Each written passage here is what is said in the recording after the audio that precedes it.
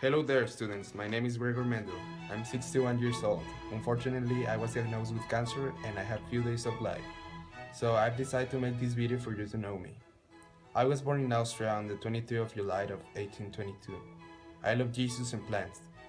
People usually call me father of the modern genetics, and I'm in charge of the monastery garden where I grow pea plants. I really love botany and decided to do some experiments with my little baby.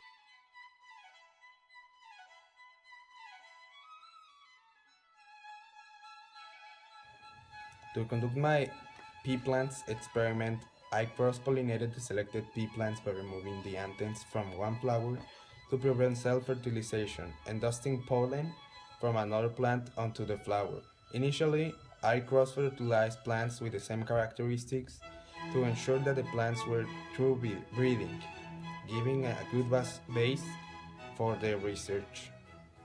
The next stage was to cross-pollinate plants with different characteristics, such as one with green seed pods to one with yellow seed pods.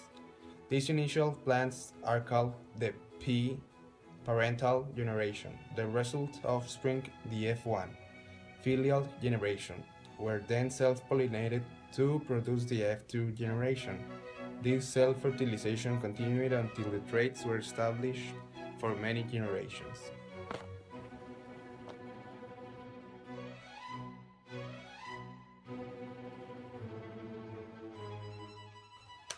My laws are as follows. The law of dominance, which means that a dominant trait is a trait whose appearance will always be seen in an offspring. My second law is the law of segregation, which means that a parent may have two distinct alleles for a certain gene, each on one copy of a given chromosome. And the last and third one is the law of independent assortment, which means that the way an allele pair gets segregated into two daughter cells during the second division of meiosis has no effect on how any other allele pairs get segregated.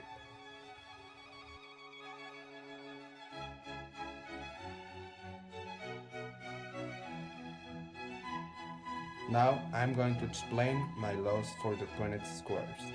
As the first point is the law of dominance that consists starting that one factor in a pair of traits dominate the other, unless both factors in the pair are recessive.